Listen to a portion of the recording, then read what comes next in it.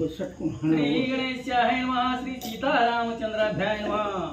जय जय आदि जगत उद्धारा कनकवर्णा नरेरी चतुरा ऐकेत्व कारणे हरिहरा शक्य एक तुझेची तरी आता कृपा करुणी ग्रंथ सुचवी सुढाळ रत्नी शुभ योगी श्राव्य भाषणी स्वीकार करी महाराजा मागील अध्यायी मचिंद्रनंदन त्रिविक्रम देई संचरून गोरक्ष तीर्थ स्नान कारणे झाडीला से मचिंद्रे। कथेचं अनुसंधान पाठीमागच्या अध्यायामध्ये आपण ऐकलं।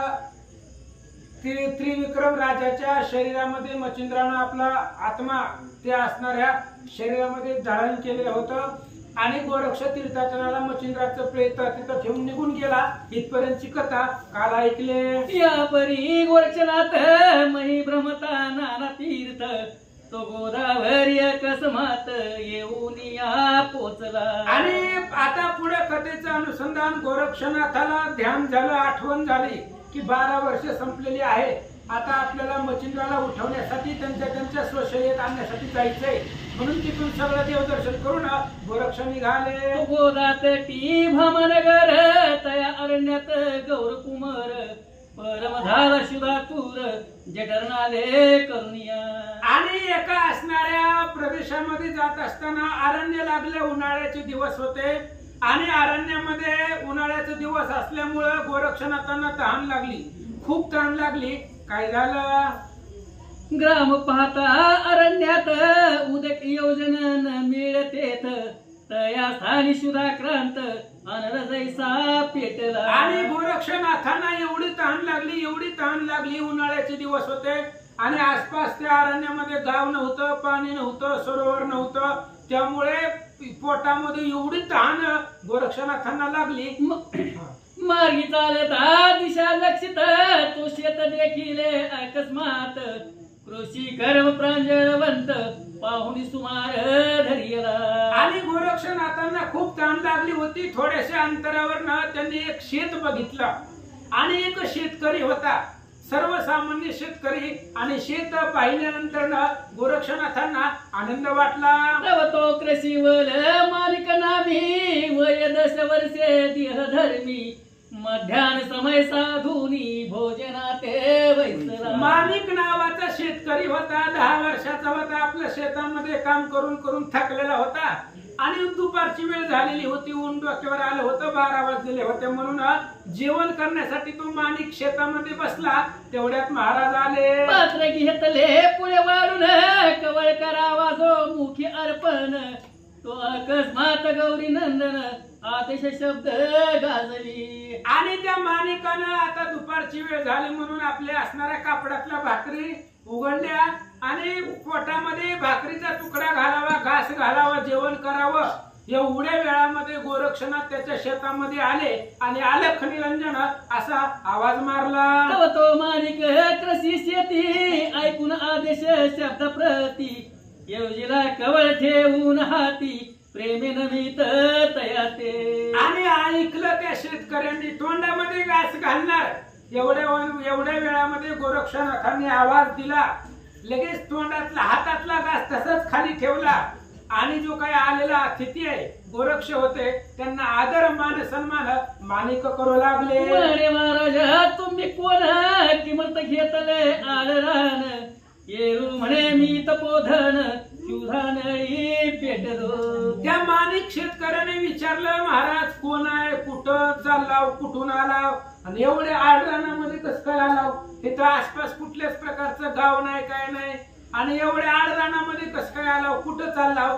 गोरक्षाने सांगितलं आम्ही तपोधन आहे, पृथ्वी तलावरती आम्ही स्वतःच्या इच्छेने हिंडतो असं सांगू लागले। परम झालो त्रशाक्रांत म्हणून होऊन आलो अतीत तरी सन्निध अन्न असेल तू ते भिक्षा आम्हा ओपावी। गोरक्षाने सांगितलं हे बघा मला खूप तहान लागलेली, भूक लागलेली आहे आणि आता मी तीर्थ करत करत आलेलो आहे, तुमच्याकडे काय खायला असेल, पाणी प्यायला असेल तर मला पोटासाठी थोडं द्या असं गोरक्ष त्या शेतकऱ्याला बोलतात। ऐकता तयाची वाणी म्हणे महाराजा योग द्रुमुनी निदान आहे मनोधर्मी पात्रवाडी हे भक्षवे। आणि लगेच त्या शेतकऱ्याने सांगितलं महाराज म्हणले जेवा आता माझ्याकडे माझ्या एकट्या पुरतं जेवण आहे, पण दोघं अर्धा अर्ध खाऊ काय त्याला. एक भाकर असेल तर लगेच अर्ध ताट गोरक्षनाथासाठी वाढलं आणि महाराज आपण दोघं पण जीव असं सांगू लागले. मग तो उठून त्याची वेळी शीघ्र ओपी पत्रावळी आणि मतकुंभ भरून जवळी शीघ्र करी पुढारा. आणि लगेच त्या माणिक नावाच्या शेतकऱ्यानं गोरक्षनाथांना ताट वाढलं. आपल्या ताटामधली जी काही भाकर होती गोरक्षनाथांच्या ताटावरती ठेवली. पाण्याचा तांब्या भरून घेतला, गोरक्षनाथांच्या जवळ ठेवला. वाचा. मग तो गोरक्ष तपोधन हस्तपाद प्राक्षळून अन्न पात्र पुढे घेऊन जठराहुती घेत असे. आणि मडकं भरून ठेवलं गोरक्षनाथाजवळ दिलं. गोरक्षनाथावर तांबे नव्हताच, बरोबर तांबे कुठला आता आलाय, मातीची मडकी होती. आणि मग मडकं भरून ठेवलं. गोरक्षनाथांनी पाणी घेतलं, तोंड वगैरे धुतलं, औक्षाही केलं, त्या ताटाभोवती पाणी फिरवलं, जेवायला सुरुवात केली. पूर्ण झाल्या जटारुती मग सहजच तुष्ट झाला चित्ती. तिरुखा होता जल प्राप्ती लवना कर पावत असे. आणि मग जेवण झाल्यानंतर ना आनंद वाटला गोरक्षनाथांना. शेतकऱ्याचं जेवण होतं महाराज ते.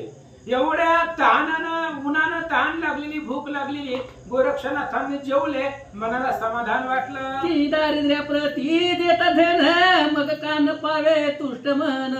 इयत्तेच्या मेळवीत झालं कारण तोष शरीरी मिरविना. तदन्याये कशी कशी नरोत्तम घडून आले तुष्ट महिमा. मग प्रसन्न होऊन चित्त ध्रुमा वरदा फळी दावितो.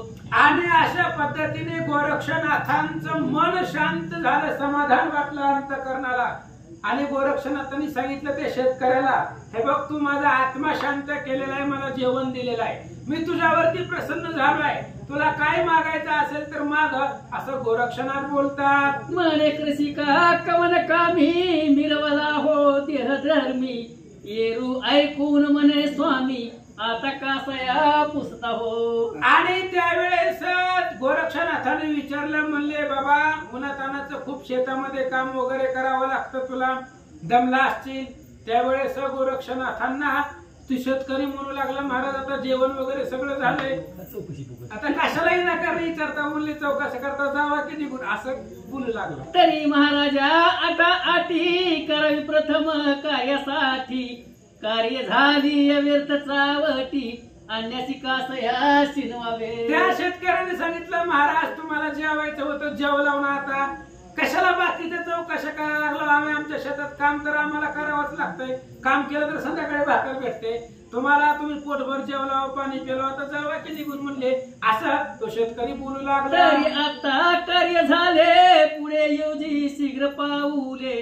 गोरक्ष म्हणे बोलशी बोल सस्ते असती तुझे बा. आणि त्यावेळेस त्या माणिक शेतकऱ्याने सांगितलं, जावा म्हणले, आता पुढचं तुम्हाला तीर्थ करायला कुठं जायचं तिथं जावा म्हणले, तुमचं पोट भरलं, आता जावा. असं बोलल्यानंतर ना गोरक्षनाथांना हसू आलं. काय बोलतात, परी तो माते दिधले अन्न तेने मम चित्त झाले प्रसन्न. तरी तव देही किंचित पण सत्य असेल वद माते. आणि गोरक्षनाथांनी विचारलं, सांगितलं, म्हणले, हे बघ माणिक शेतकरी, तुम्ही मला जेवण दिलेलं आहे आणि माझं पोट भरलं, त्याच्यामुळे माझं मन शांत झालेलं आहे, आत्मा माझा आनंदित झालेला आहे. म्हणून जर तुम्हाला काही मागायचं असेल तर बिनधास्त मागा, काहीही मागा, जे मनामध्ये इच्छा आहे ते मागा, असं गोरक्ष शेतकऱ्याला बोलतात. जे जे कामना असेल तू ते ती पूर्ण पावसी फळ सहिते. येरी ऐकून कृषी त्याते आयशे उत्तर देत असे. आणि गोरक्षनाथांनी त्या शेतकऱ्याला सांगितलं, हे बघ काय मागायचंय ती माग, काहीही माग, तू तुझ्या मनामध्ये जे आहे असेल ते माग, तुला मी लगेच प्राप्त करून देतो. असं गोरक्षाचं बोलणं ऐकल्यावर ते हसला शेतकरी, साधा भोळा शेतकरी होता, ते हसला आणि काय उत्तर देतो, म्हणे महाराजा मही पाटी तुम्हीच हिंडता भिक्षेसाठी. ते तुम्ही मोह धरून पोटी माते काय द्याल जी. आणि त्या शेतकऱ्याने सांगितलं, म्हणले महाराज काय मोठ्या मोठ्या गप्पा मारायला लागलो, काय मागायचं ती माग, अहो तुम्ही पोटासाठी हिंडत आहो, आता मला तुम्ही जेवण मागितलं, पाणी मागितलं आणि तुम्ही मला विचारताय काय पाहिजे म्हणून. अहो तुम्हीच दारोदारी भीक मागता पोटासाठी आणि तुम्ही मला काय देणार आहोत असं तो शेतकरी बोलू लागला. भनगापाशी भनग गेला तो काय देऊनी तृप्त झाला खडका उदक पाना बोला कदा काळी दिसेना. अहो एखाद्या दरिद्र्यापाशी दुसरा दरिद्री गेला काय तो त्याला देणार आहे. तो पण दरिद्री आणि समोरचा पण दरिद्री गरीब.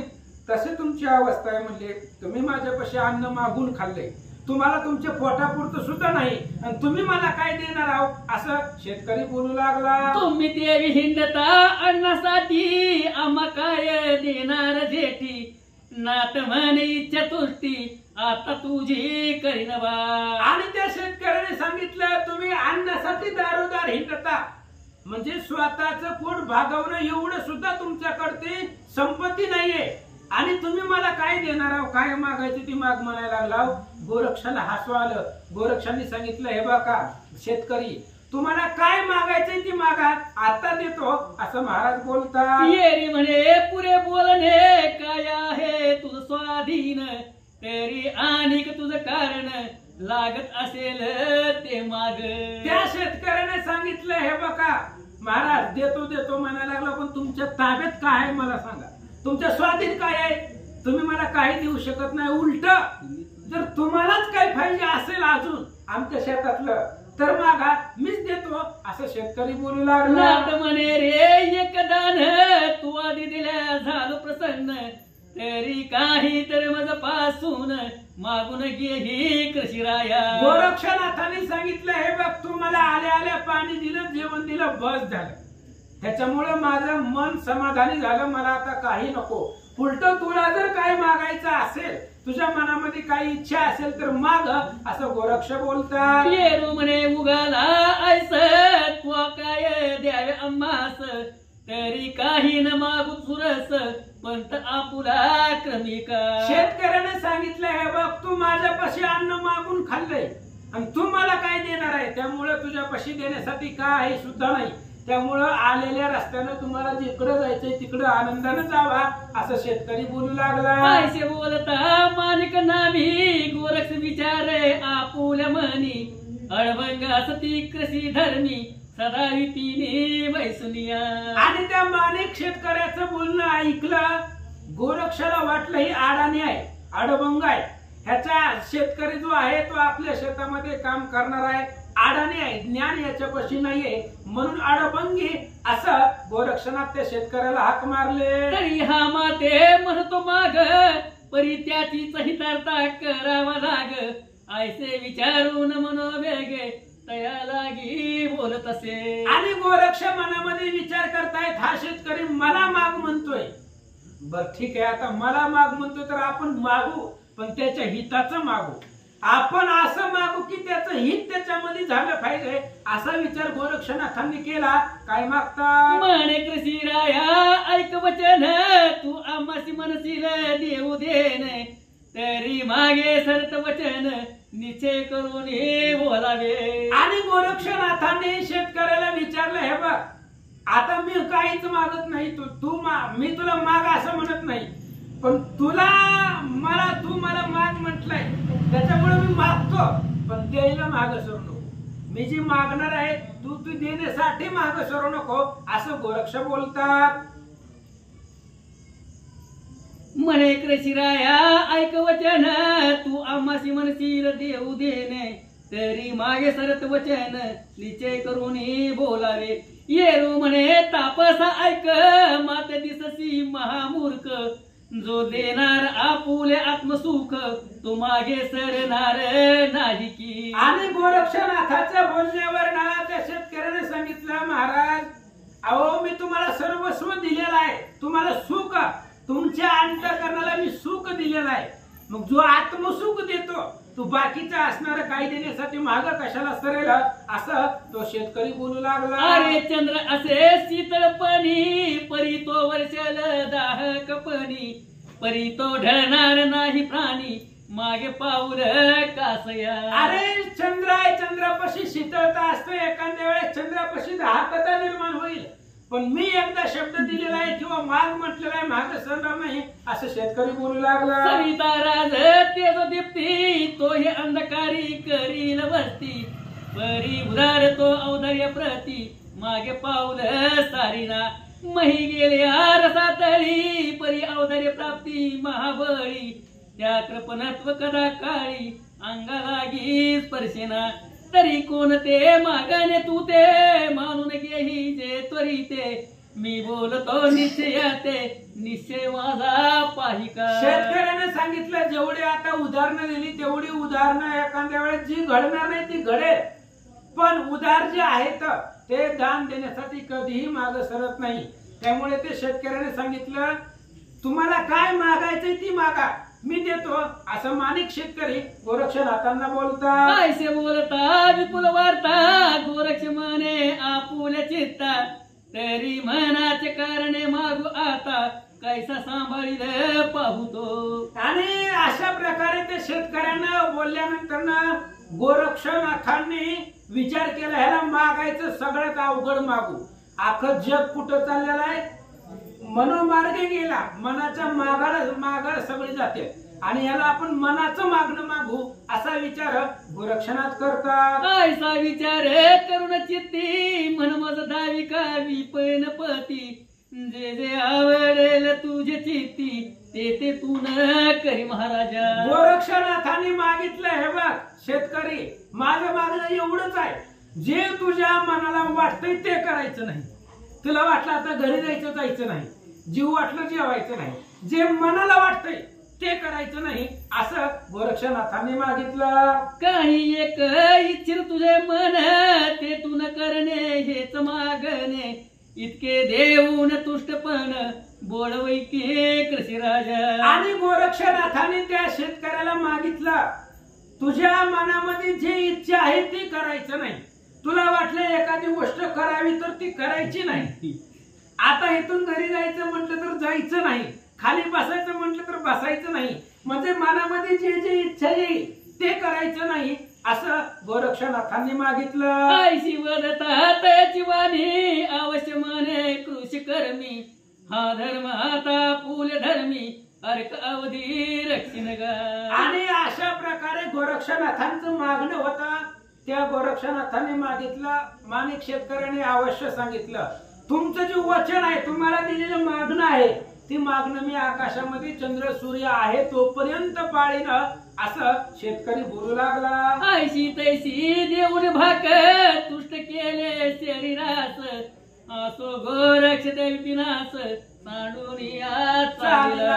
आणि अशा पद्धतीचं गोरक्षनाथांनी त्याच्याकडे मागणं मागितलं, त्यांनी शब्द दिला, वचन दिला आणि गोरक्षनाथ त्या शेतकऱ्यापासून पुढे निघाले. माणिकनामी कृषी शेतात मुक्त करिता झाला आऊत, येठने बांधून समस्त भार सकळ वाहत. आणि गोरक्षनाथ निघून गेले की तो आपला शेतकरी बैल घेतली, दुपारच्या वेळेला जेवायला थांबलेला होता, जेवण झाल्यानंतर ना बैल घेतली, अवताला झोपली आणि आपल्या शेतामध्ये नांगरणी वगैरे करू लागला. वर्षभा मागे दिले लावून मौळी घेत येठन उचलून, मनात मन ग्रामासी जाऊन शुदावर घालवावे. आणि आता संध्याकाळची वेळ झालेली होती म्हणून सगळे बैल पुढे पाठवली त्यानं आणि काही गोठुड पेंडी डोक्यावरती घेतली ना आपण बी गावामध्ये जाऊ, घरी जाऊ, जेवण वगैरे करू असा विचार त्या मालिकाने केला. इतकी मनी योजना होता स्मरण झाले गोरक्षनाथा, पुत्र कल्याण आणि तचिता मनाचे करणे नसेची. आणि लगेच त्याचा विचार केला घरी जाऊ, घरी गेल्यानंतर आपल्या बायका मुलांना भेटू, जेवण करू संध्याकाळी. तेवढ्या वेळामध्ये आठवलं गोरक्षनाथांचं बोलणं. काय गोरक्षनाथांना आपण वचन दिलेलं आहे, जे मनामध्ये येत आहे ते करायचं नाही. मग आता काय वाटतंय आपल्याला घरी जाऊ वाटतंय, मग जायचं नाही असा विचार माणिक करू लागला. मन इच्छित असे घरी जावया तरी आपण न जावे ठाया, मग ते तीच उभा राहून या गाढ निद्रा करीत असे. आणि मनाची इच्छा आहे आपल्याला घरी जायचंय, पण गोरक्षनाथांनी मागितलंय मनामध्ये जी इच्छा होते ते करायचं नाही. मन काय विचार करतंय घरी जावं, बायका मुलांमध्ये राहावं असं मनात आहे, तेच आपल्याला करायचं नाही म्हणून तिथंच उभा राहिला. आणि तिथंच उभा राहून उभा उभ्याच झोपी गेला. मवळी येठणाचा भार घेऊन उभा महिवर नेत्र झाकून चिंता पर हरिनाम येऊन डोक्यावरती पिंडी तशीच होती. घरी जाण्याचा विचार आला तेवढ्यात गोरक्षनाथांचे शब्द आठवले, जे मनामध्ये वाटतंय ते करायचं नाही. त्याच्यामुळे डोक्यावर तसंच होतं. उभा राहिला आणि मुखामध्ये भगवंताचं नामस्मरण चालू होतं. मन इच्छे हलू अंग परीन हाले तडभाग स्थिर होऊन संचरले ओग वचनार्थ संपादी. गोरक्षनाथांना वचन दिलेलं आहे. आता मनाला वाटतंय पिंडी डोक्यावरची खाली ठेवावी, जाऊन बसावं एसी मध्ये, वाटतंय मनाला, पण करायचं नाही. गोरक्षनाथांना आपण वचनच तसं दिले, जी मनात येईल ती करायचं नाही. त्यामुळे अंग हलू वाटतंय, आता हलवायचं नाही. डोक्यावरची पिंडी खाली ठेवू वाटते, ठेवायचं नाही. तसंच उभा राहिला. काय करतो? तर उपर्ण जे येते उडून तेच करीत असे भक्षण मनी येत साठवण तेही त्याग परिणित करीत असे. मग आता मनामध्ये आता झाडाच्या वाऱ्या कवदानं उडून पानं येत होती. त्याच पानाचं सेवन करत होता, पानं खात होता आणि भूक भागवत होता. मनात वाटलं ही पानं साठवून ठेवावे, पण ते पण ठेवू शकत नव्हता, कारण जे मनात वाटतं तेच करायचं नव्हतं. असं ऐका. मग सहज स्थिती वायुलहर अकस्मात येत असे मुखावर तीतकेची प्राशन आहार पर अमर मन होत असे. मग वाऱ्याची झुळूक येत होती, तीच आपला वारा प्राशन करायचा, तेवढाच आलेला वारा, आणि त्याच्यावरतीच आपलं असणार सगळं शरीराचा भूक तहान भागवायची. तसंच उभा राहिला त्याच जागेवरती. काय झालं? तेने क्लेश झाले शरीर सकळ आटून गेले रुधिर मांस मनाया तिळभर स्वप्न माझे दिसेना. मग असं अनेक दिवस एकाच जागेवरती उभा राहिला होता, ते डोक्यावर पेंट घेऊन. त्याच्यामुळं अंगातलं सगळं मांस आटून गेलेलं होतं, रक्त आटून गेलेलं होतं, कृश शरीर काडीसारखं वाळून गेलेलं होतं असं सांगतात. त्वचा अस्ती झाले एक उभा राहिला कष्टदायक एरीकडे तप बाळक बद्रिकाश्रमी पातला. आणि त्याची अवस्था अशी झाली, सगळं एकत्रच झालं.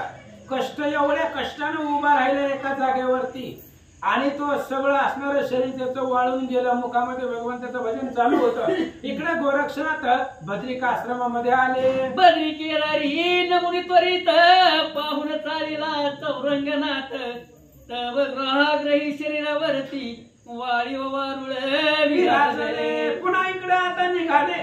जात असताना पुन्हा चौरंगीनाथाची आठवण झाली. त्याला मी त्या असणाऱ्या मोहेमध्ये तपाला बसवलेला होता, दगड ठेवलेला होता आणि निघून गेलेले होते. 12 वर्षानंतर पुन्हा चौरंगीनाथाकडे बघू त्याची काय अवस्था आहे म्हणून त्याच्याकडे आले. बद्री केदारी मुखी तितुकी नामावळी आणि नेत्रचंद्री असे सिंहाभारी असे स्थिरतया स्थळी गोरक्षनाथ प्रकटला.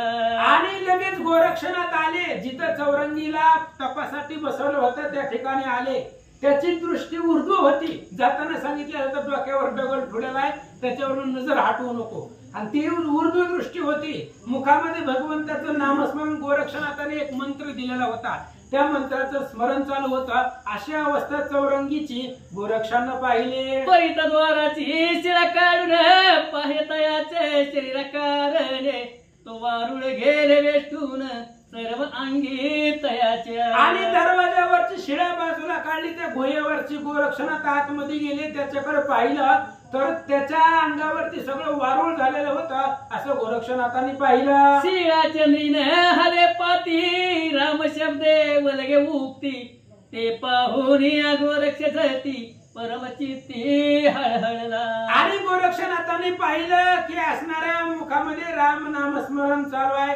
ती उर्ध्व दृष्टी, दगडाकडे दृष्टी त्यानं केलेली आहे. दृष्टी तशीच आहे, तशी आपण बसायला लावलं होतं तसंच बसलेल्या जागेवरनं हल्ला सुद्धा नाहीये. अशी अवस्था पाहिली. गोरक्षनाथांना कळवळा आला. मग शरीराचे वारुळ काढून पाहतयाच्या शरीराकारण तो हस्तपाद नवे करून तपोबळे आले ते. आणि शरीरावरची वारूळ झालेलं होतं, ते वारूळ सगळं हाताने साफ केलं, बाजूला केलं, आणि त्या चौरंगीच्या शरीराकडे पाहिले तर झालं असं होतं.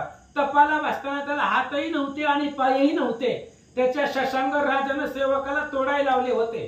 पण ज्यावेळेस 12 वर्षांनी गोरक्षनाथ परत आले त्यावेळेस तपाच्या बळानं सामर्थ्यानं नामस्मरणाच्या बळानं त्याला हातही आलेले होते पायही आलेले होते असं गोरक्षनाथांनी पाहिलं. मग सावध करून तया ते म्हणे पाहे मी आलो गोरक्षनाथ शीघ्र कवळून तयाचा हस्त बाह्यतकारी आणि लगेच गोरक्षनाथांनी त्याला असं धक्का लावला म्हणले सावध व्हा तर मी आलेलो आहे गोरक्ष. लगेच त्याने डोळे उघडले त्याला हाताला धरलं आणि त्या गुहेच्या बाहेर गोरक्षांनी काढला. मग कृपे करिता अवलोकन शरीर शक्ती आली दारून मग उठून वंदे गोरक्ष चरण मने सनात झालो असे मी. आणि लगेच पुन्हा पाहिले गेलं. पाहिल्यानंतर ना सगळं शरीर वाळून गेलेलं होतं अशक्तपणा आलेला होता. कृपादृष्टी अवलोकन केलं. कृपादृष्टीने आलेले आपुले पदी बैसविले. कृपादृष्टीनं पाहिलं शरीरामध्ये ताकद निर्माण झाले. या परितयासी अलिंगून नाथ म्हणे बा कैसा झाला चारितार्थ येरी म्हणे मज माहित नाहीच्या मुंडे विचारी. आणि लगेच गोरक्षनाथांनी बाहेर काढलं गुहेच्या. त्याला विचारलं बाबा 12 वर्षात कसं काय प्रवास कसं झालं 12 वर्षामध्ये कसा तू जगला बिगर खाण्यापिण्याचं. त्यावेळेस ती म्हणलं मला काही माहिती नाही. तुम्ही जी चामुंडा सेवकाला माझ्या सेवेला ठेवल्या होत्या त्यांना विचारा. मग विचारून ये चामुंडेसी व्रतांत पुसे चरितार्थासी येरू म्हणे आंबा फळासी देत होतो महाराजा. आणि लगेच त्या चामुंडेला बोलवलं. ही अक्षरी चामुंडा त्यांना बोलवलं आणि त्यांनी सांगितलं तुम्ही सांगितल्या पद्धतीने आम्ही रोजच्या रोज त्या चौरंगीला फळे आणून देत होतो. परी चौरंगीन करुणी भक्षण बैसला होता शिळचून मग फळेची पर्वता प्रमाण गोरक्ष ते दाविरी. आणि त्या चामुंडेने सांगितलं म्हणले आम्ही फळे आणून ठेवलेली होती पण चौरंगी फळांचं सेवन करत नव्हता. कटक दृष्टी करून बसलेला होता आणि ती तशीच आणून ठेवलेली फळे चामुंडेने गोरक्षनाथांना दाखवली. नगा पाहुणी तपोजेती विस्मय करी आपुले पोटी म्हणे धन्य याची तपोरहाटी ब्रह्मादिका अतर्के. आणि त्याचा एकाग्रपणा पाहिला गेला गोरक्षनाथांनी. 12 वर्ष नजर सुद्धा हलवली नव्हती त्या दगडावरनं. एवढी तपश्चर्या पाहिल्यानंतर गोरक्षनाथांना आश्चर्य वाटलं. हरिहराला सुद्धा ती जमणार नाही अशा प्रकारचं तप या चौरंगीनं केलं असं गोरक्ष विचार करतात. परमचित्ती कृपा वेष्टुनी मौळी ठेविला वरद पाणी अनुग्रह चोल पुन्हा दाऊनी ब्रह्मसनातन केला. आणि आता गोरक्षनाथाने त्या चौरंगीच्या डोक्यावर हात ठेवला. ठेवल्याबरोबर चौरंगीचा चौरंगीनाथ झाला.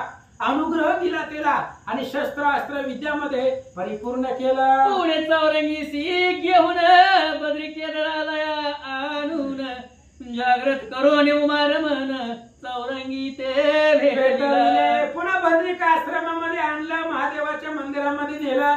महादेवाला जाग केला. चौरंगीनाथाची आणि महादेवाची भेट घडवून दिले. मग ते राहुनी शर्मास सकळ करविला विद्याभ्यास शस्त्र शस्त्र भुवस प्रवीण झाला महाराजा. पुन्हा तिथं अनेक दिवस राहिला त्या बद्रिका आश्रमामध्ये. तिथं राहिल्यानंतर गोरक्षनाथांनी शस्त्रविद्या अस्त्रविद्या मंत्रविद्या साबरी मंत्र हे सगळं जे नाथांकडे सामर्थ्य आहे तेवढं सगळं चौरंगीनाथाला दिलं. मग सकळ देवा ते पाचारून तपोवळे केले सदन मग सकळ दैवत्य तुष्ट करून वरद प्रज्ञा आराधिले. आणि लगेच सगळे असणाऱ्या तपामध्ये सगळे जे काही तपोबल होते नाथ होते ते नाथामध्ये सगळ्या नाथामध्ये प्रवीण केलं. सगळ्या देवलोकांना बोलवलं. देवलोकांचे शस्त्रास्त्र आशीर्वाद वचन चौरंगीनाथावरती दिले. सकळ देव वर देऊन पाहत झाले आपुले स्थान येरीकडे वज्रिकेदार नमून चौरंगी सह निघाला. आणि त्या चौरंगीनाथाला शस्त्र अस्त्र विद्यामध्ये प्रवीण केलं. सगळ्या देवांचं वरदान त्याला प्राप्त करून दिलं आणि चौरंगीनाथाला घेऊन कारण आता युद्ध करायचंय पुढे म्हणजे प्रसंग आला तर आपल्याला चौरंगीनाथ सोबतीला होईल म्हणून चौरंगीनाथाला घेऊन गोरक्ष तिथून निघाले. घेऊन वैदर्भ देशात चौरंगीत कौंडन्य पुरदावीत मने भारे तव माता तात बेट गेही तयाची. आणि भद्रिका आश्रमावरून चौरंगी नाथाला घेतला आणि कौंडण्यपुरामध्ये आल्याबरोबर गोरक्षनाथांनी सांगितलं, तुला आठवत नसेल पण सांगतो, ह्या गावामध्ये तुझे आई वडील आहेत आणि ह्या गावामध्ये जो राजा आहे ते तुझे आई वडील आहे, त्यांना भेटून आपण जाऊ असं गोरक्ष बोलतात. भेटसी तरी कैसा त्या ते जगी जाऊन अतिविख्यात हस्तपादाचे मुंडन खंडन निमित्त उत्तरा सुड घेईजे. आणि गोरक्षनाथाने चौरंगीनाथाला सांगितलं, आई वडिलांना भेट, पण भेटण्याआधी त्यांना आपली प्रताप शक्ती दाखव. ह्याच आई बापाने तुझं लहानपणी हातपाय तोडलेलं होतं, त्याचा बदला घ्यायचाय, त्याचा सोड घ्यायचाय. त्यांनी केलेलं कर्म त्याची ताकद त्यांना दाखवून दे आणि तुझा प्रताप त्यांना दाखव असं गोरक्ष बोलतात. रायचे दिले तव हस्तपादासी परी धुस धुसी आहे मऊ मानसी तरी आपुला प्रताप संगम रायासी निज दृष्टी दाविका. आणि गोरक्षनाथाने चौरंगीनाथाला सांगितलं, चौरंगी तुम्ही जेव्हा तुला बघितलं होतं हात पाय तोडलेले तेव्हा मला खूप राग आलेला होता, तेव्हा मला खूप कळवळा तुझा आणि त्यांचा राग आलेला होता, तेव्हाच बदला घेण्याची इच्छा मनामध्ये झालती, पण मी तसे केलं नाही. तोच राग माझ्या मनामध्ये आहे, तू त्यांना तुझी प्रताप ताकद दाखव असं गोरक्षनाथ बोलतात. अवश्य म्हणे चौरंगीनाथ भस्मची मुठी कवळून हात रायाचे लक्ष्मी बागाईत वातास्त्राशी सोडित असे. आणि लगेच चौरंगीनाथांनी सांगितलं, महाराज म्हणले ठीक आहे, हातामध्ये भस्माची मुठी घेतली आणि राजाचं जे काही बागायत होती, बगीचा होती, त्या बगीच्यामध्ये गेले. तव तेथीचे वन कर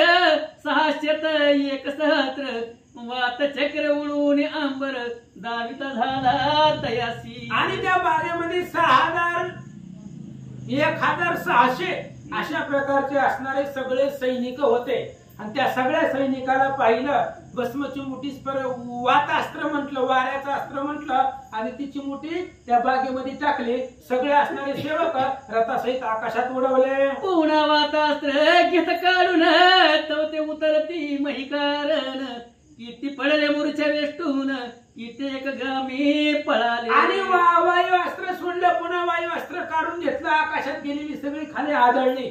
आदळल्याबरोबर कोणाचा हात तुटला, कोणाचा पाय तुटला, कोणाचं डोकं फुटलं. बस ते येऊन राजा अंगणी सांगते झाले विपरीत करणी कोणी केली न दिसे नयनी आश्चर्य बहु होत. आणि त्यातली 4-5 सेवक पळत पळत राजाकडे आले. शशांक राजाला सांगू लागले, महाराज आपल्या बगीच्यामध्ये कुणीतरी आलेला आहे, कुणी काय केले माहिती नाही, पण आपले सेवक अचानक उडाले, खाली पडले, सगळे घायल केले तर अशी वार्ता सांगू लागला. मग भ्रत्या ते पाचारून पुसुती त्याचे वर्तमान कोणी केल्याला कोण शोधा लागी धाडित. लगेच शशांक राजानं एक सेवक पाठवला, जा म्हणले कोणी हे सगळं असणार एवढं केलेलं आहे, कोण आलेला आहे त्याचा शोध घेऊन या असं राजा सांगू लागला. तो येरीकडे चौरंगी सहित पानवटी बैसला गोरक्षनाथ हेर पाहून त्वरित रायापाशी. इकडं चौरंगीनाथ आणि गोरक्षनाथ बगीच्यामध्ये कोपऱ्याला एका ठिकाणी बसलेले होते.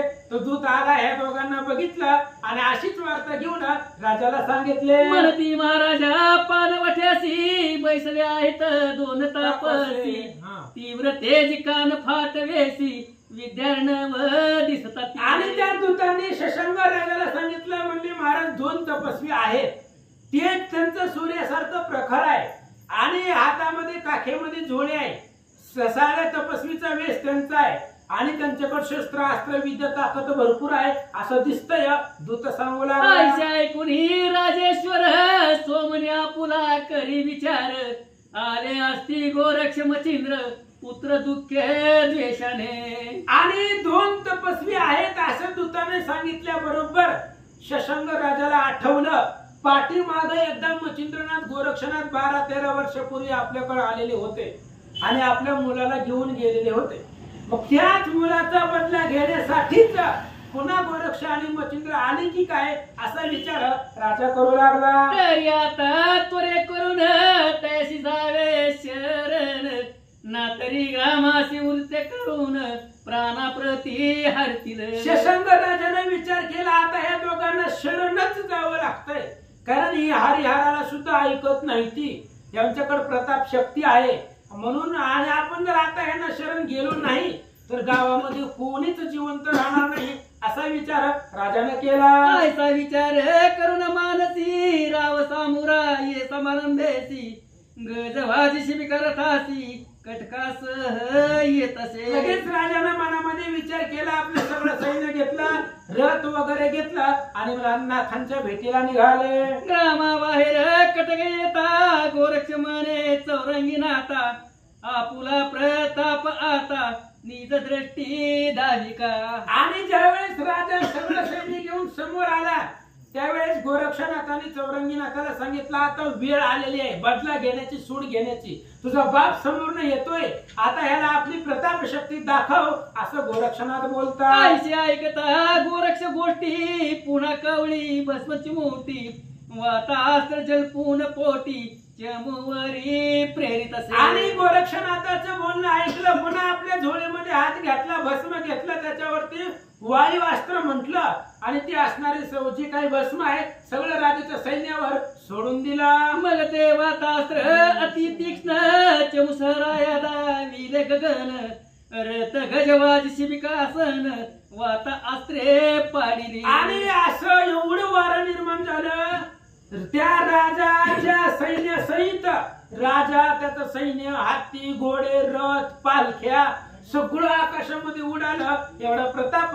चौरंगीनाथांनी दाखवला. तेणे करून चमू समस्त गगनपंते आरंभळत म्हणती हे महाराजनाथ शरणांगता तारावे. आणि सगळे सैन्य सहित राजा आकाशामध्ये फिरू लागला पाला पाचोळ्यासारखा. राजा घाबरला आणि नाथांना म्हणू लागला, महाराज मी शरण आलोय, प्राण वाचवा.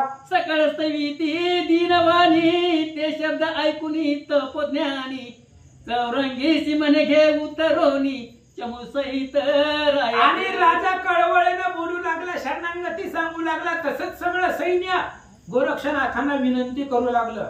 सगळ्यांची विनंती कळवळा पाहिला. गोरक्षनाथांना सुद्धा मनामध्ये कळवळा निर्माण झाला.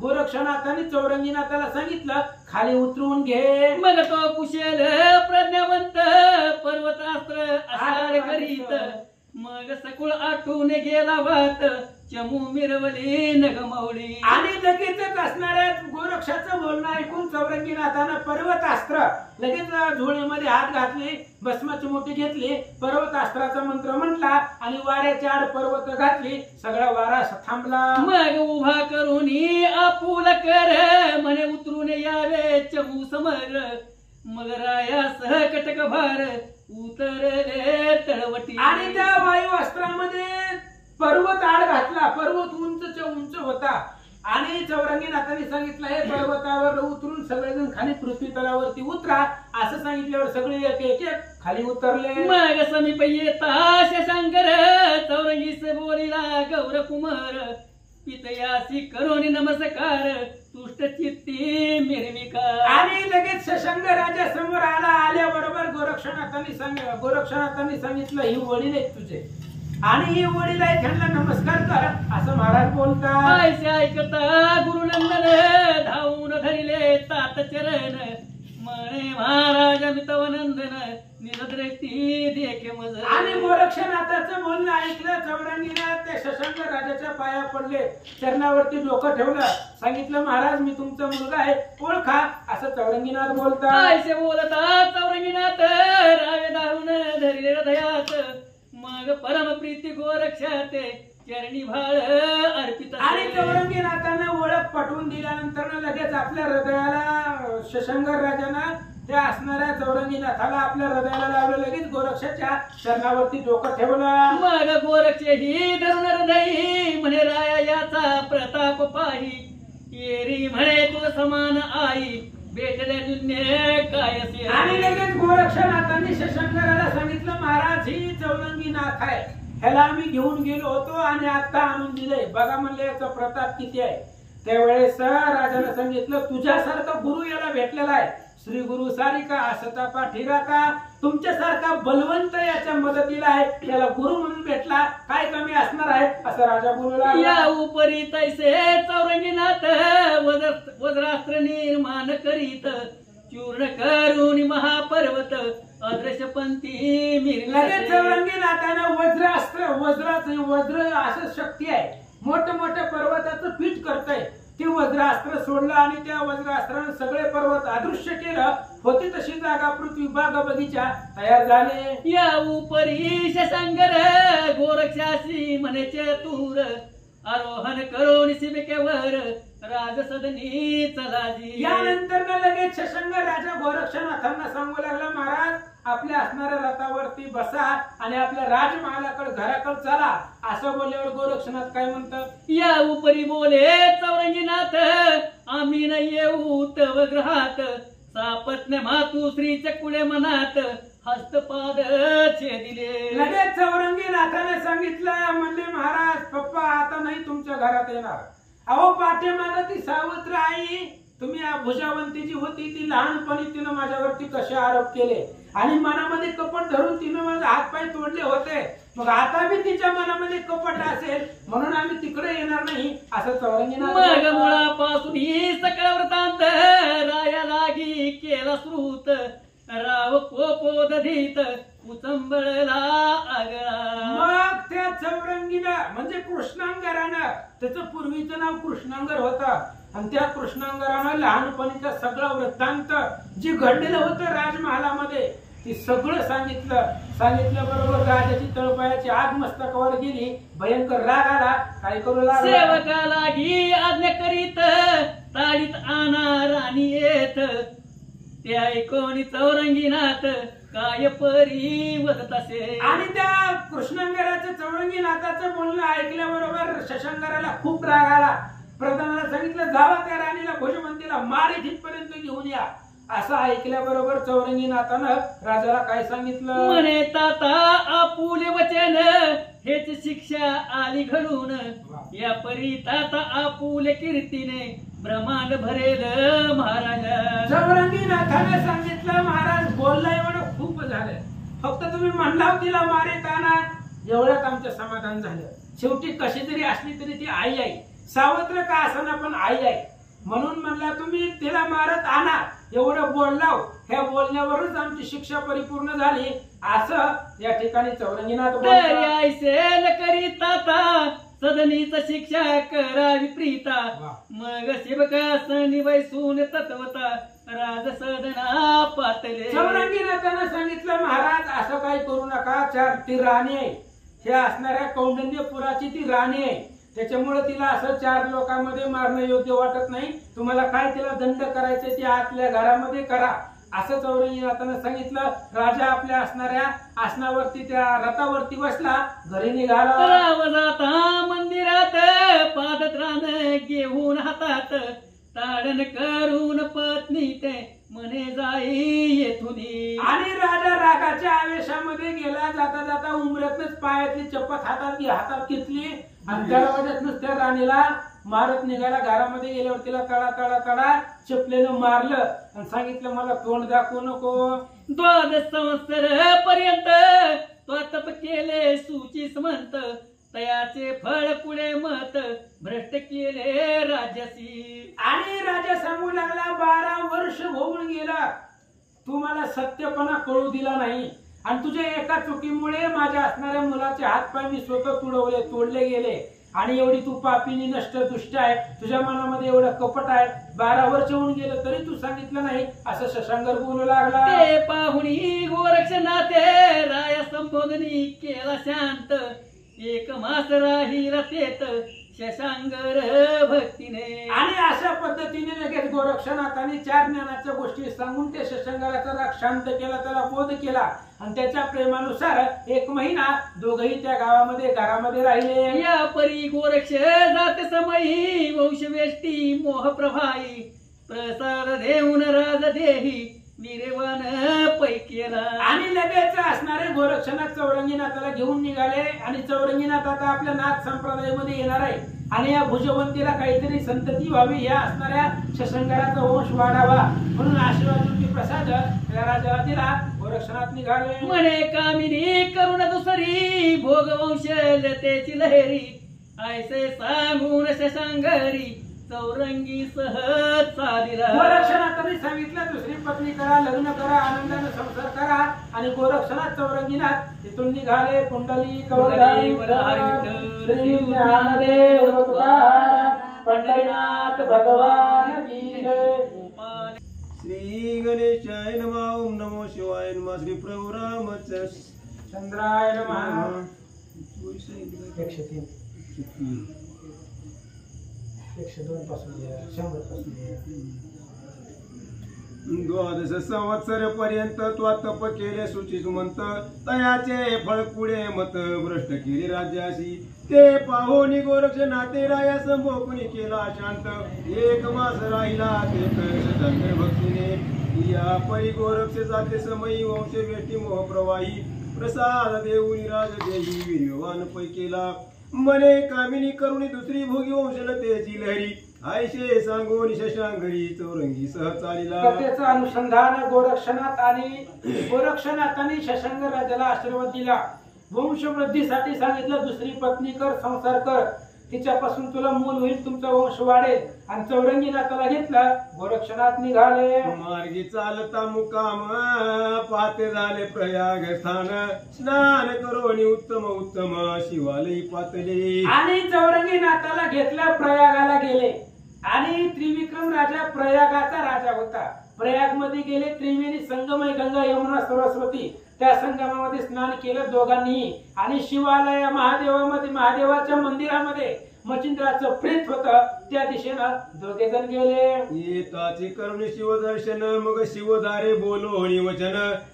गुरु कलेवराचे वर्तमान ते लागी पुसत असे. आणि गेला असणारा गोरक्षनाथ गेल्याबरोबर ती असणारी गुरुवीन भेटली. आणि त्या गुरुविनीला विचारलं. गुरुवीन म्हणजे महादेवाची सेवा करणारी भक्त.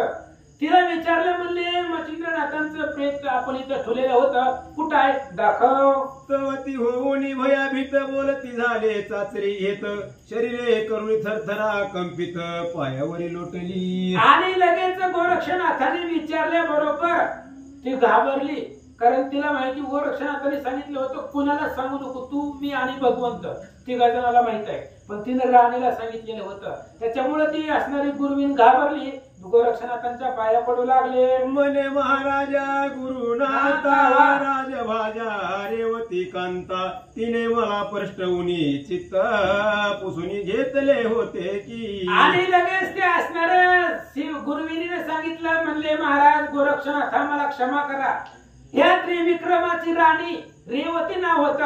आणि ती एकदा माझ्यापाशी आली. तिनं मला शब्दामध्ये गुंतवलं आणि सगळी माहिती काढून घेतली होती असं ती सांगू लागली. या उपरी दुसऱ्या लागोनी वगले नाही कलेवर कहाणी. परीने नो भय वाटे मनी कलेवर पाहे निज दृष्टी. आणि त्या गुरुविनीनं सांगितलं, म्हणले महाराज तुमच्या चरणाची शपथ घेऊन सांगते, फक्त राणीलाच मी सांगितली ही गोष्ट, बाकी मी कुणाला काहीच बोलले नाही. पण तरी सुद्धा मला मनामध्ये शंका वाटते. त्यामुळे तुम्ही त्या मंदिराच्या गुहेमध्ये जावा, गुहारामध्ये, आणि बघा मच्छिंद्रनाथांचं प्रेत आहे की नाही असं सांगतात. स्त्री जाती बोलती एक परिकरणी करीती अनेक. मज वाटत असे ती चाळक समक्ष दृष्टीने पाहावे. आणि त्यावेळेस तिने सांगितलं, महाराज स्त्रीची जात आहे, बोलणं वेगळं आणि करणं वेगळं स्त्रियांचं असतंय. तोंडावर बोलतात एक आणि मनामध्ये असतं एक. त्याच्यामुळं ती राणी मला गोड गोड बोलली, पण तिच्या मनामध्ये काय होतं मला माहिती नाही. मला शंका येते, म्हणून ती मच्छिंद्रनाथाचं प्रेत आहे की नाही बघा असं सांगू लागले. ऐकून तिची वाणी परम घाबरला गोरक्ष मुनी. मग एकांत गुहा सदनी विदारुनी पाहत असे. आणि तिचं बोलणं ऐकल्याबरोबर गोरक्षनाथ सुद्धा मनामध्ये घाबरले. हिने सांगून सांगितले कुणाला, राजाच्या राणीला सांगितले. दुसऱ्या एखाद्याला सांगितलं तर जाऊ दे म्हणता असतं, पण राणीला सांगितले. त्याच्यामुळे ती राणी सत्ता आहे, काही करू शकते. म्हणून गोरक्षनाथ आतमध्ये गेले आणि बघितलं ते मोकळे गुहागार आत नाही. मग नेत्रे दाटून मोहाचा पुर शोक सिंधू चंबळला. आणि गोरक्षनाथाने त्या गुहेचा दरवाजा उघडून आतमध्ये गेलं तर ती उघडच होता, दरवाजाच उघडा होता. आणि आतमध्ये गेल्यावर बघितलं मच्छिंद्रनाथाचं शरीर तिथं नव्हतं. गोरक्षनाथांना खूप चिंता वाटली, रडू लागले. तेव्हा तो म्हणे महाराज प्रज्ञावंता सोडून दिली ही माझी ममता आता ते गुरुनाथा कवना ठाई पाहू मी. गोरक्षनाथ रडू लागले, म्हणले महाराज मी तीर्थ करायला गेलो, माझा विसर पडला, मला कायमच सोडून गेला.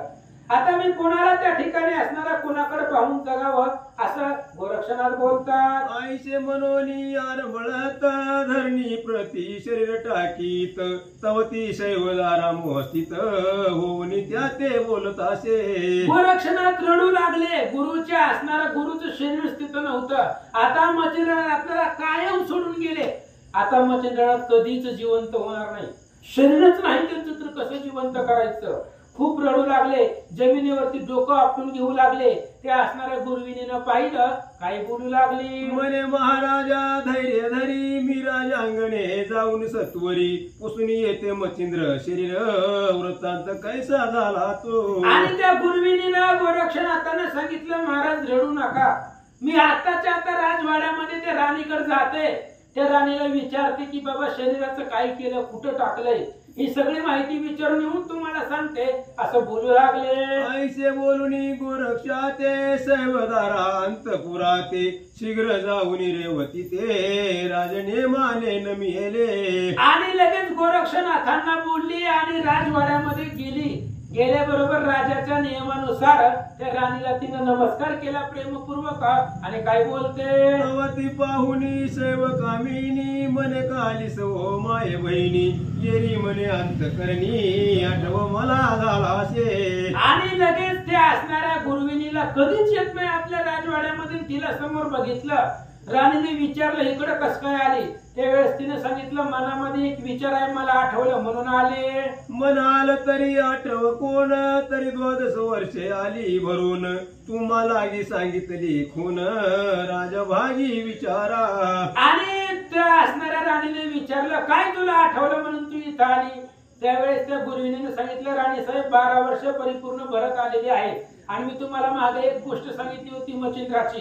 ही शरीरामध्ये मचिंद्राचा आत्मा आहे असं तुम्हाला सांगितलं होतं. त्याची आठवण झाली म्हणून आले. आईची ऐकता तिची वाणी एकांताने ती राजपत्नी मने मायो अंतकरणी चिंता सोडी सकळती. आणि अशा प्रकारे गुरुविनीचं बोलणं ऐकलं. राणीनं तिच्या हाताला धरलं, एका खोलीत नेलं, अंतपुरामध्ये जिथं एकांतात नेलं.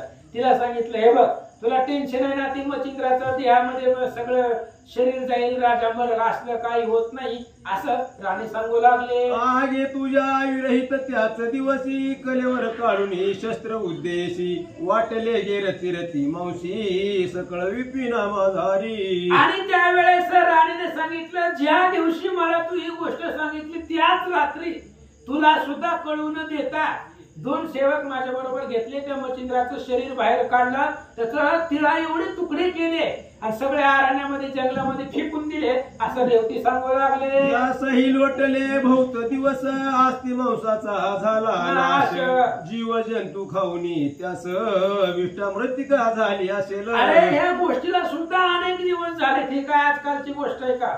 ह्या गोष्टीला सुद्धा वर्ष उलटून गेलेली आहे. त्यामुळे त्या मचिंद्राच्या शरीराचे तुकडे तुकडे ते सुद्धा जमिनीमध्ये मिक्स होऊन गेले असतील, त्याची माती झाली असेल, जीव जंतूने किडा मुंगीने ते शरीर खाल्लं असेल असं राणी बोलू लागले. तरी या कार्याचा सकळ तरू समूळ उपटीला बीजांकुरू आता चिंतेचे फळ अपारू कोटून दृष्टी पडेल गे. म्हणून हे बघ त्या असणाऱ्या रेवतीने सांगितलं, तू मनामध्ये टेन्शन चिंता काळजी काही करू नको.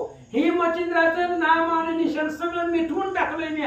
त्याचं शरीर सगळं संपून टाकलंय. आता हे राजा आपला अमर राहील असा विचार रेवती सांगू लागले. आईसे बोलता राजांगणा चिंतेने व्यापिली शैवांगणा मने नेनू पुढिले कर्मा कैसे घडून येईल की. आणि असं ऐकलं गुरुविनीनं. त्यावेळेस त्या असणाऱ्या तिला खूप दुःख वाटलं. म्हणले आता कर्म आहे, जसं कर्म आहे तसं घडून येत आहे, काय आता पुढे होईल देव जाणं असा विचार करू लागले. परी आता असो कैसे श्रुत करावे गोरक्षास जे जे असेल प्रारब्धास भोगणे भोगणे लागेल की. आणि तिने विचार केला, आता जाऊ द्या म्हणले, जसं व्हायचे तसं होऊ द्या म्हणले. पण जी घडलेलं आहे ती सगळं आता सांगून टाकू गोरक्षनाथांना, म्हणले जाऊ दे, जी करायची ती करतील असं सांगू लागले. ऐसा विचार करून चित्ती पुनश्चारी शिवालया प्रती जे जे वदली रेवती युक्ती प्रांजळ तैसे सांगितले. आणि त्यांना लगेच रेवतीकडून भेटून आल्याबरोबर गोरक्षनाथांना भेटली. म्हणले महाराज असं असं घडलंय, त्या राणीने त्या मच्छिंद्राच्या शरीराचं तुकडं तुकडं करून फेकून दिले. जी राणीने सांगितलं तीच मच्छिंद्राला, त्या गोरक्षनाथाला त्या गुरुविनीने सांगितलं. सांगत ऐकले ना ते परम पेटला क्रोधानळा ते मने शिक्षा करावी राज भाजे ते दुःखार नवी बुडवणी. आणि त्या गुरुविनीचं बोलणं ऐकलं गोरक्षनाथांना एवढा राग भयंकर आला.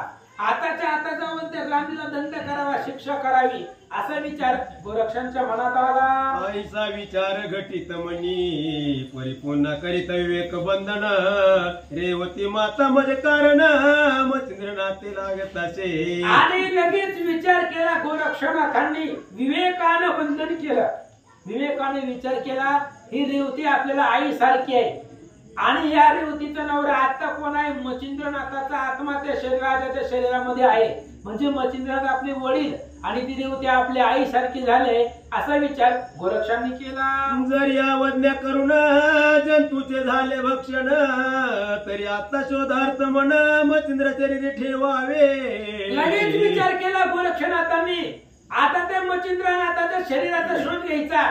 कुणी त्याला कुठं कोणत्याही किड्यानं खाऊ द्या, कोणत्याही जंतूनं खाऊ द्या, तिथून जाऊन आपण आणू असा विचार करतात. न द्यावे तिसे शिक्षे कारण ते नाशे न पावे निश्चय पूर्ण कोणे तरी ठाया लागून मच्छिंद्र देह असेल की. गोरक्षनाथाने विचार केला इतर राणीला शिक्षा देत बसायचं नाही, आपलं कामच नाही. ते आपलं मुख्य काम काय आहे? मच्छिंद्राचं शरीर शोधणं, मच्छिंद्रनाथाचं. आणि ते शरीर अमर आहे, त्याच्यामुळे ते कुठेतरी मच्छिंद्रनाथाचा देह असेल असा विचार गोरक्ष करतात. मग बोलावून चौरंगी ते मने रक्षी शरीराते मी देहाशी सांडून त्रिभुवनात कलेवर शोधार्थ जातो की. लगेच गोरक्षनाथाने चौरंगीनाथाला सांगितलं, म्हणले तुम्ही इथं बसा, माझ्या शरीराचं तुम्ही रक्षण करा.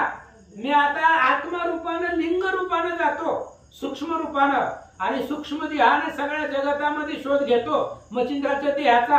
तोपर्यंत माझा प्राण बाहेर फिरत असेल तोपर्यंत माझ्या शरीराचं तुम्ही रक्षण करा असं गोरक्षनाथा मच्छिंद्राने चौरंगीला बोलतात. वरी रेवती येथील राजकांता प्रवृत्तली आहे मच्छिंद्र घाता तैसीच वय वाटेल माझ्या अर्था म्हणून सावध असावे. आणि गोरक्षनाथ चौरंगीनाथाला सांगतायत, बाबा माझ्या शरीराचं रक्षण तू कर. जसं ती रेवतीनं मच्छिंद्रनाथाच्या शरीराचे तुकडे तुकडे केले तसं माझ्या शरीराचं सुद्धा तुकडे करायचा प्रयत्न करील ती राणी. त्याच्यामुळे तू माझ्या शरीराचं रक्षण कर, मी सूक्ष्म देहाने जातो आणि मच्छिंद्रनाथाचा शोध घेतो असं गोरक्ष बोलतात. आईसे सांगून चौरंगी ते प्रवेश करी गुहाग्रहात प्राण सोडून शरीराते भ्रमण करी दश दिशा.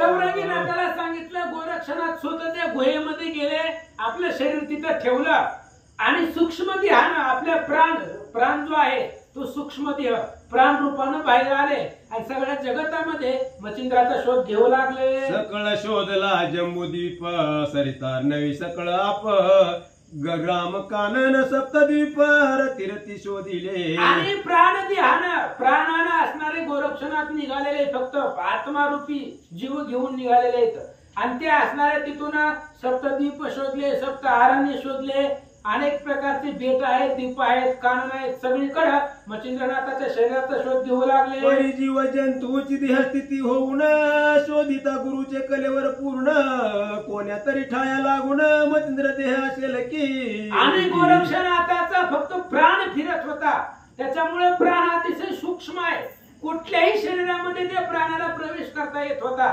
त्यामुळे जीव जंतू किडा मुंगी याच्या शरीरामध्ये जाऊन मच्छिंद्रनाथाच्या शरीराचा शोध गोरक्षनाथ घेऊ लागले. पातळ वितळ सुतळ पाताळ सप्तही पाताळ स्थळ पिंड ब्रह्मांड शोधून सकळ स्वर्गावरी चालिले. सुवर लोक भोवर लोक तपो लोक अमर्या यथारी सत्य लोक कुबेर तारांगणादी अनेक शोधून या पाहिले की. एक मेरू स्वर्ग पाठार गणगंधर्वादी अन्य सुरवर सकळ शरीरा करून संचार गुरु शरीर शोधिले की. उपरी पाहून वैकुंठ समस्त तुरे पात्याला कैलासा प्रत तो होताची प्रवेश शिवगणात धुंडाळून पाहत असे. आणि अशा पद्धतीने आता वाचलंय महाराजांनी, तुम्ही ऐकलं असेल तेवढी सगळी कैलास वैकुंठ सप्त पाताळ अतळ सुतळ महातळ रसातळ तळातळ पाताळ अशा प्रकारे सप्त पाताळ म्हणून 21 स्वर्ग प्रत्येक ठिकाणी गोरक्षनाथांनी शोध घेतला.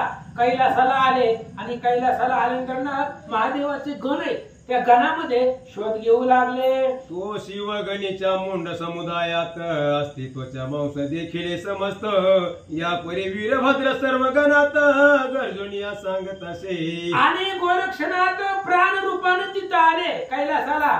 बघितलं सगळ्या गणांच्या मध्ये मच्छिंद्रनाथाचं शरीराचे तुकडे तुकडे तिथं हाड मांस रक्त सगळं एका कापडामध्ये बांधून आणलेलं होतं.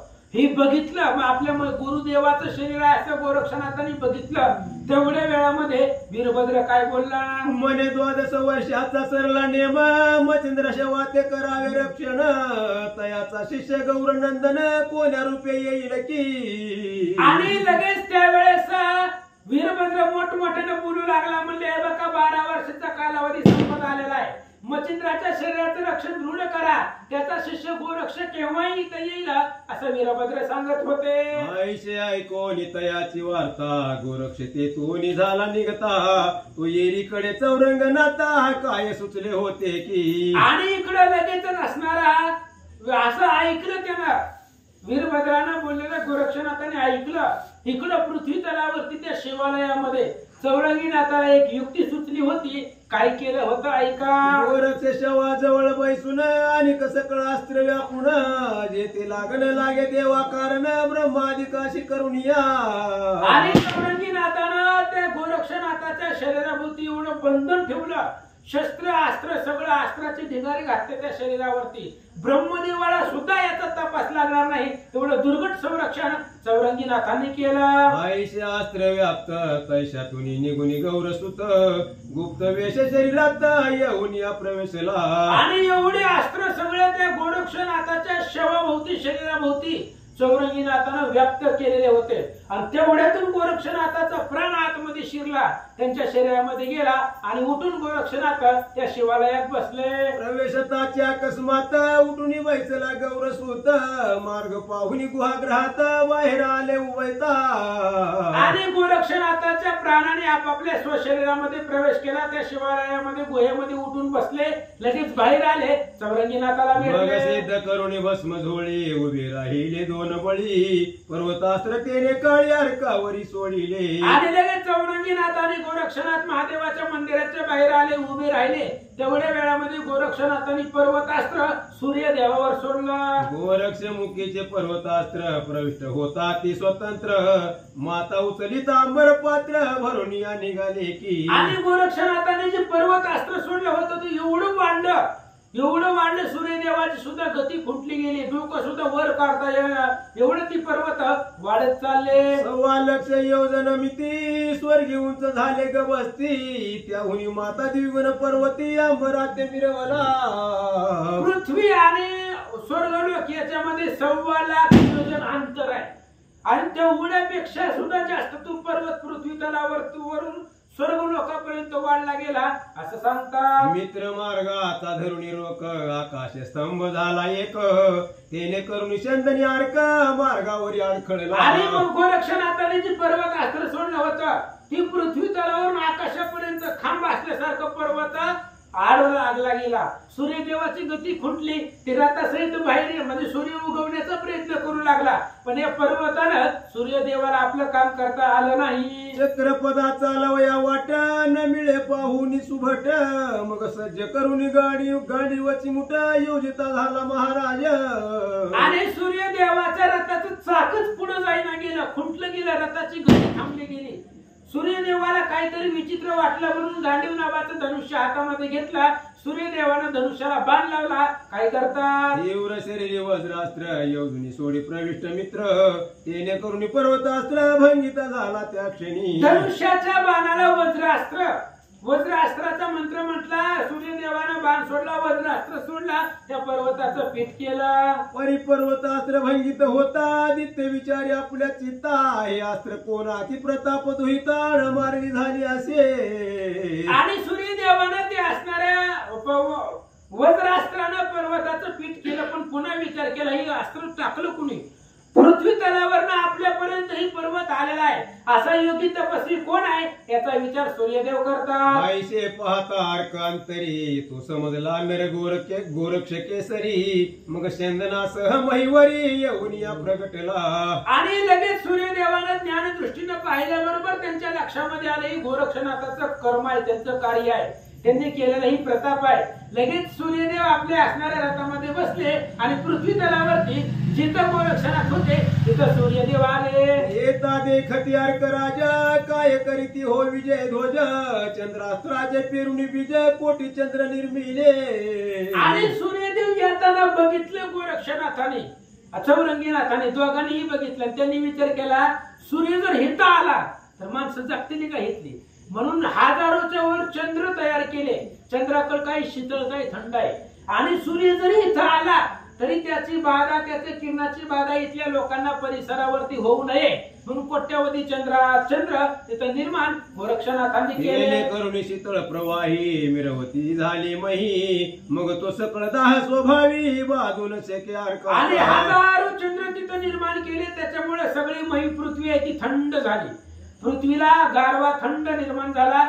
सूर्यदेव आल्याबरोबर सूर्याची दाहकता तिथल्या परिसराला लागली नाही. काय झालं? आईशी समाधान स्थिती होता, परिसमीप पावला प्रविष्ट सविता, मग चौरंगी आणि गोरक्षनाथ अर्कचरणी लागता ती. अशा पद्धतीची तिथं स्थिती झाली. लगेच सूर्यदेव रथावरनं खाली उतरले. चौरंगीनाथ गोरक्षनाथ सूर्यदेवाच्या पाया पडले.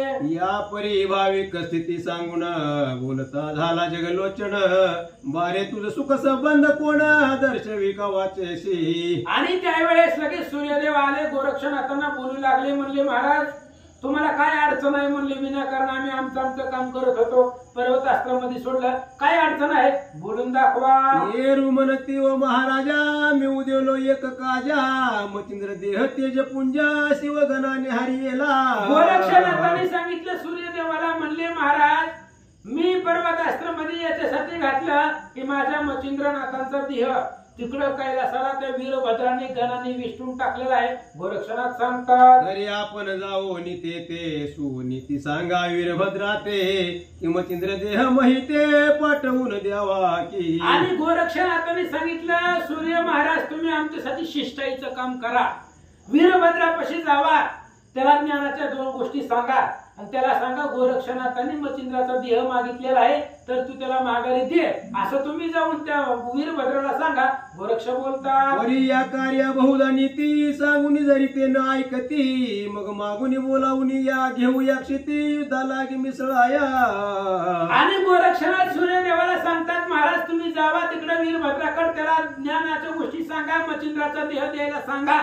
जर त्याला नाही होई म्हटला तर त्याला पृथ्वी तळावरती येऊन युद्ध कर म्हणून सांग, असं सूर्याला बोलतात. आईचे परवी महापरवी आमची जाऊन करावी शिष्टाई, इतका उपकार मचिंद्र देही आम्हासी सहाय्य मिरवावे. आणि गोरक्षनाथ सूर्यदेवाला हात जोडून सांगू लागले, महाराज आमच्यासाठी शिष्टाईचं काम तुम्ही करा, एवढेच त्या कैलासावरती जावा आणि वीरभद्राला सांगा आणि त्याचा काय निरोप येत आहे तेवढं आम्हाला मचिंद्राच्या देहासाठी आमच्यासाठी तुम्ही एवढं काम करा, असं गोरक्षनाथ बोलतात. आईचे बोलत गोरक्षनाथ आदित्यावश्य त्या ते म्हणत, मग त्या क्षणी कैलासा प्रत त्वरित जाऊन पोचला.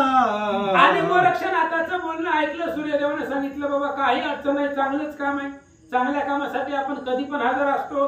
गोरक्षनाथांना आश्वासन दिलं. सूर्यदेव कैलासाला वीरभद्राकडे आले. पाहून अर्क येता सहज पाया लागे विजय ध्वज, म्हणती येणे महाराज काहुने अर्था झाले की. आणि सूर्य महाराज आल्याबरोबर वीरभद्र सूर्यदेवाच्या पाया पडले. म्हणले, महाराज रस्ता चुकला काय? म्हणले, आज आमच्या गलीकडे कसं काय आले, आमच्याकडे कसं काय चक्कर मारली? म्हणले, असं वीरभद्र बोलतात. आदित्य म्हणे ऐका वचन गोरख शिष्टाई साधन करू पातल तुम्हा कारण मचंद्र देहा कारणे. आणि सूर्यदेवाने वीरभद्राला सांगितलं ऐका मी कशासाठी आलोय त्याचं कारण सांगतो.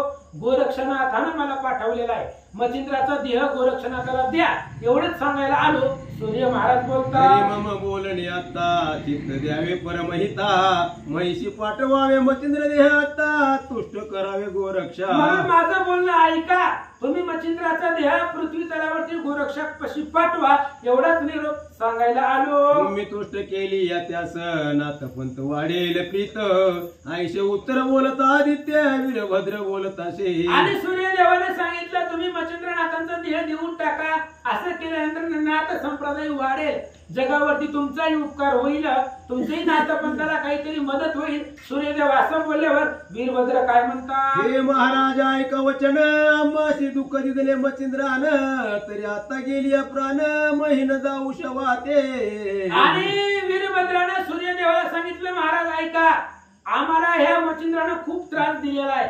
आम्हाला दंड केलेला आहे. आम्हाला जिंकलेला आहे. त्याच्यामुळे आम्ही का प्राण देऊ पण मचिंद्राचा देह पृथ्वी तलावर कधीच देणार नाही असं वीरभद्र सांगतात. जरी गोरक्ष झोंजेला मासे तरी सिद्ध होऊ युद्धाते गोरक्ष जिंकून समरंगणाते मचिंद्रा सम करून ठेवू. आणि वीरभद्राने सांगितलं हे बघा त्या गोरक्षाला युद्ध करायचं बिंदास करू द्या. आम्ही काय घाबरतो का काय भांडायला म्हणले करू द्या त्याला युद्ध किती करायचं तेवढं. त्या गोरक्षाबरोबर युद्ध करून त्याला मी मारून इथं आणून ठेवू. वीरभद्र बोलतात परी बोले नारायण मचिंद्रे दुःख दिले तुम्हा कारण तेव्हा तुमचा प्रताप पळून कवण्या ठाई गेला होता.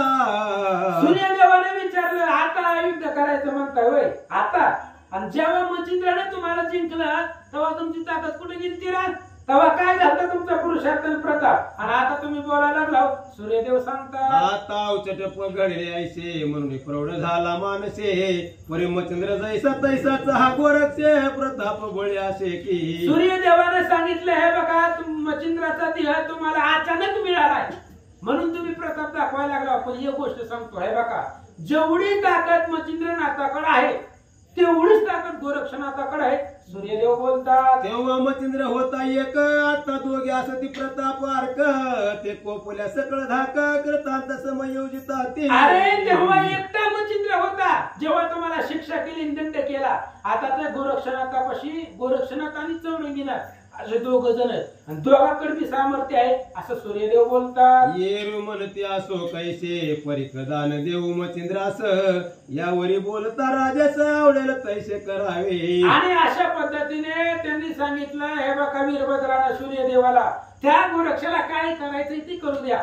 आम्ही त्याचं शरीर पृथ्वी तलावरती देणार नाही असं बोलल्यानंतर पुन्हा वरी एकानिक वचन तुम्ही उतरा महे कारण स्वर्गी करता कंदन शिव लोकात पावेल. सूर्यदेवाने सांगितलं हे बघा तुम्हाला शरीर द्यायचं ना पृथ्वी तलावर या.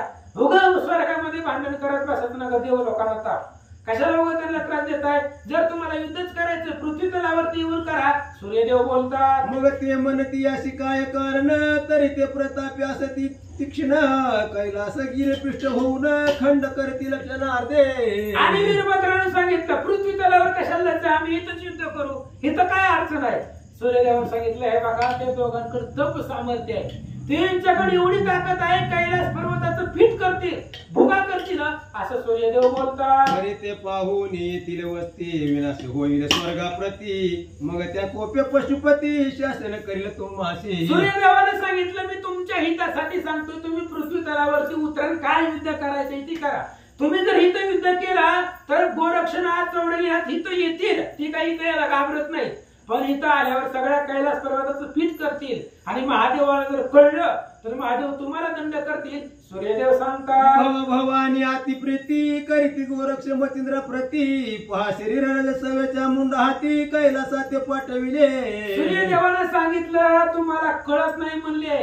अरे महादेव आणि पार्वती ह्या मचिंद्रावरती खूप प्रेम करतायत त्यांचा जीव आहे. बघा हे असणारे शरीराचे तुकडे झालेले होते. ह्या असणाऱ्या महादेवानं पार्वतीला सांगितले आणि पार्वतीने एक शेनीच्या हातून ते कलीवर हित आणलंय सूर्यदेव सांगतात. खरे आता शिवाशी न कळता मानिल तैसे करावे चित्ता ऐशी गोष्ट आदित्य बोलता सर्व परी मानले. म्हणून आता महादेवाला यातलं काहीच कळू न देता तुम्हाला जसं युद्ध करायचंय काय करायचंय तसं करा असं सूर्यदेवानं त्या वीरभद्राला सांगितलं. मग वीरभद्र म्हणे सर्व गणाशी तुम्ही युद्धाशी जावे सर्व महिषी दुःख लागता काही रणाशी मी येतो मागोनी. आणि वीरभद्रानं आपल्या सैन्याला सांगितलं तुम्ही पुढे व्हाय तो तुमच्या पाठीमाग आहे जावा म्हणले युद्ध करा जर कमी पडलं तर पाठीमागनं मी येतो असं वीरभद्र सांगतात. मग अष्टभैरव गण अवश्य म्हणून करती गमन विमाने प्रत्यक्ष घेऊन शस्त्रास्त्र अधिक उतरे. आणि मग लगेच ते असणाऱ्या वीरभद्राचं बोलणं ऐकलं आणि अष्टगण असणारे त्याचे सगळे असणारे भैरव आपल्या असणाऱ्या सगळ्या शस्त्रास्त्रा सहित स्वर्गामधून पृथ्वी तलावरती उतरले. आणि आता गोरक्षनाथ आणि चौरंगीनाथ यांच्या बरोबर महादेवाचे गण कसे युद्ध करतील पुढच्या उद्याच्या प्रसंगामध्ये लक्षपूर्वक हे असणाऱ्या दोघांचं युद्ध ऐका. कुंडली कवरधारी विठ्ठल श्री ज्ञानदेव तुकाराम पंढरीनाथ भगवान